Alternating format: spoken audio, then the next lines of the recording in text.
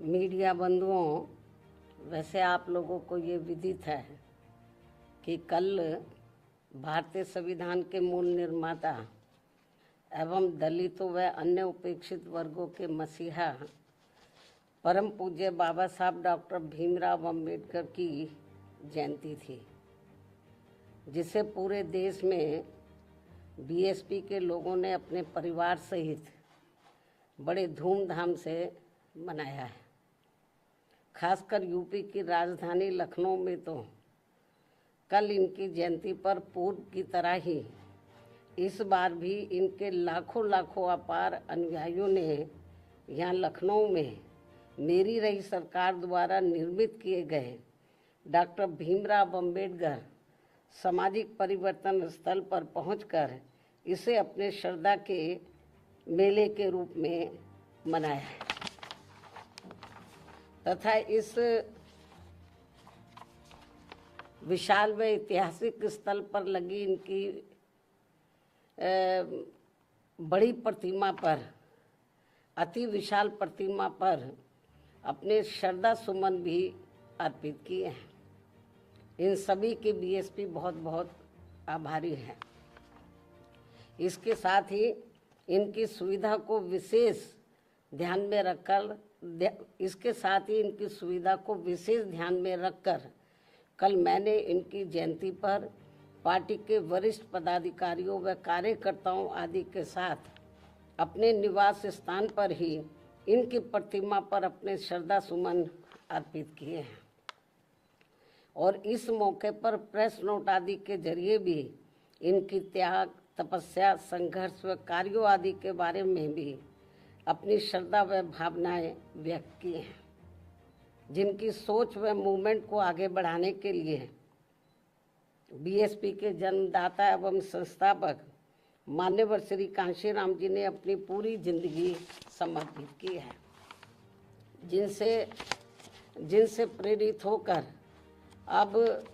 मेरी देखरेख में इसे आगे बढ़ाया जा रहा है। हालांकि इनके इस कारवां को पीछे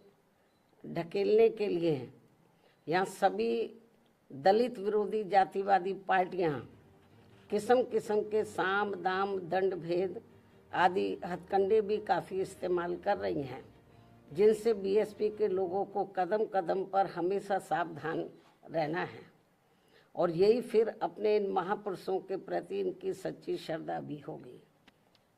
हालांकि इस संदर्भ में मेरा ये कहना है कि बीएसपी के बेस वोट अर्थात दलितों के वोटों को लुभाने के लिए पिछले कुछ समय से यहाँ सभी विरोधी पार्टियाँ अपने अधिकांश कार्यक्रमों में बीएसपी के नीले रंग को ही विभिन्न रूपों में इस्तेमाल कर रही हैं, जिसका दलितों पर कुछ भी असर पड़ने वाला नहीं है, क्योंकि इन पर केवल बीएसपी के नीले रंग का ही असर पड़ता है, अन्य किसी और रंग का नहीं। ये विरोधियों को ध्यान में रखकर चलना चाहिए। और अब जिस खास मकसद से आज मैंने मीडिया बंधुओं को बुलाया वो है महिला आरक्षण का अति महत्वपूर्ण मामला, जिसके लिए केंद्र सरकार ने कल से संसद का 3 दिन का विशेष सत्र भी बुलाया हुआ है। और इस संबंध में हमारी पार्टी का ये कहना है कि देश में बहुजन समाज में से खासकर एससी, एसटी व ओबीसी समाज के हित व कल्याण की तरह ही महिला सशक्तिकरण आदि की बातें भी तो बहुत की जाती हैं, किंतु सही नियत, नीति एवं मजबूत इच्छा शक्ति के अभाव के कारण इस पर ईमानदारी से अमल शायद ही कभी ठीक ढंग से हो पाया है। इसी का नतीजा है कि कमज़ोर वर्गों के लोगों की तरह ही महिलाओं के विरुद्ध भी जुल्म, जाति एवं शोषण, अत्याचार आदि की जघन्य घटनाएं आज भी सही से रुकने का नाम नहीं ले रही हैं। और इसलिए हमारी पार्टी बीएसपी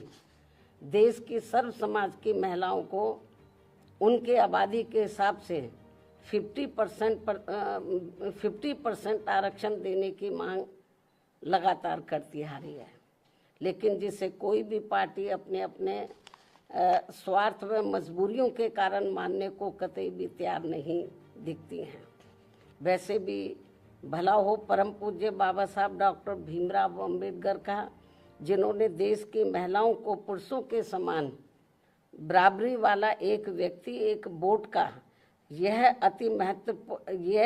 अति मूल्यवान मानवतावादी संवैधानिक अधिकार देकर यह पूरे महिला जगत को धन्य बना दिया है, तथा जिस महिला सम्मान व उनके सशक्तिकरण की जो जबरदस्त बुनियाद इन्होंने यहाँ देश में डाली है, उसके लिए देश हमेशा उनका कृतज्ञ रहेगा। और अब ऐसे में देश की संसद, लोकसभा में व राज्यों की विधानसभाओं में महिलाओं को 33% आरक्षण देने की प्रक्रिया को काफ़ी लंबे इंतजार के बाद ही सही व अन्य इसे आगे बढ़ाने की अब इसे आगे बढ़ाने की कार्रवाई का हमारी पार्टी स्वागत करती है। हालांकि बहुत डिले है, फिर भी हमारी पार्टी इसका, चाहे वो डिले भी हो गया, फिर भी इसका वेलकम करती है, स्वागत करती है। वास्तव में महिला आरक्षण की असली हकदार शोषित व उपेक्षित वर्गों में भी खासकर सामाजिक, राजनीतिक एवं आर्थिक रूप से लगातार पछाड़े जा रहे SC, ST व OBC समाज की महिलाओं को यदि इसमें अलग से आरक्षण की व्यवस्था की जाती है तो ये उचित होने के साथ साथ, जो नहीं की गई है तो ये उचित होने के साथ साथ BSP के अनवरत संघर्षों के बाद OBC समाज को मंडल आयोग की सिफारिशों के अनुसार 27% आरक्षण के लागू होने की तरह ऐतिहासिक भी जरूर होता, लेकिन ऐसा नहीं होने से इन वर्गों की महिलाओं को महिला आरक्षण का पूरा लाभ क्या मिल पाएगा, इसमें लोगों को काफ़ी संदेह है, तथा महिला आरक्षण के वास्तविक उद्देश्य को काफ़ी हद तक नकारने जैसा है। वैसे भी महिला आरक्षण को राजनीतिक स्वार्थ की बजाय महिला सुरक्षा, सम्मान व उत्थान आदि से जोड़कर देखा जाना चाहिए,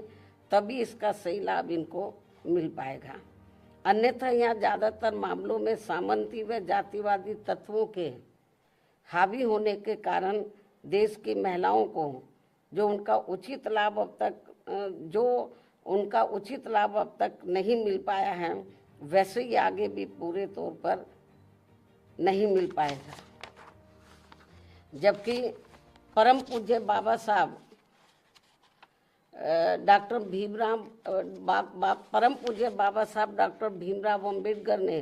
संविधान में महिलाओं को जिंदगी के हर पहलू में बराबरी व आत्मसम्मान का हक देने के साथ साथ हिंदू कोड बिल लाकर भी इन्हें जबरदस्त कानूनी अधिकार भी देना चाहा था, जिसे तब केंद्र की रही कांग्रेसी सरकार ने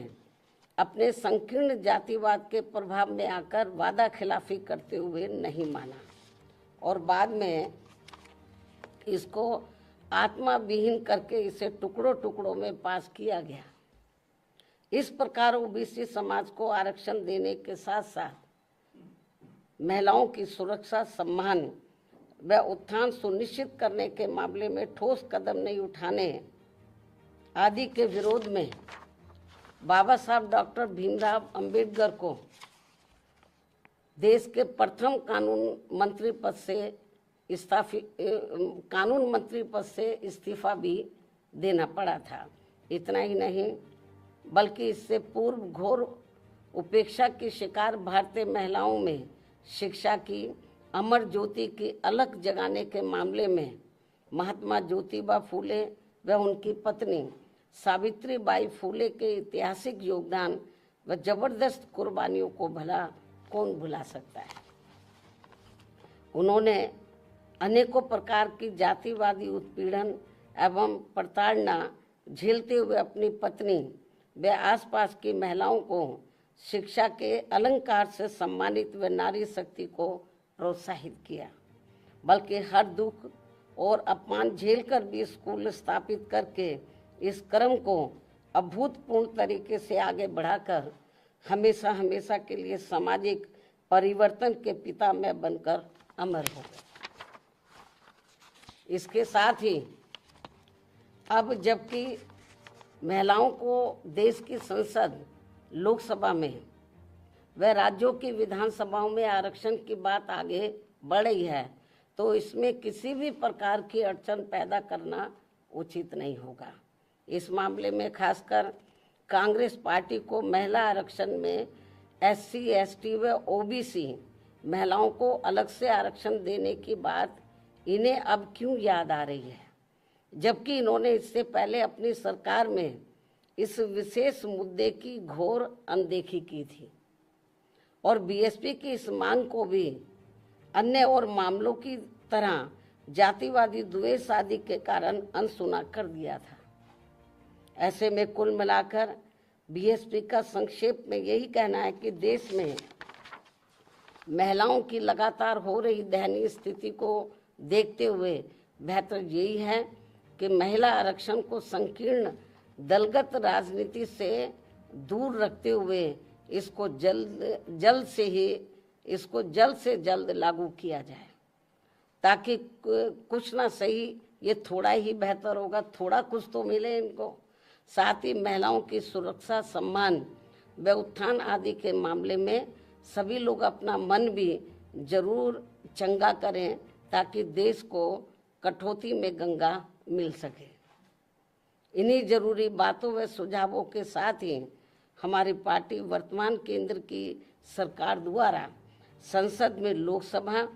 व राज्यों की विधानसभाओं में 33% दिए जाने वाले आरक्षण के फैसले का स्वागत करती है। हालांकि हमारी पार्टी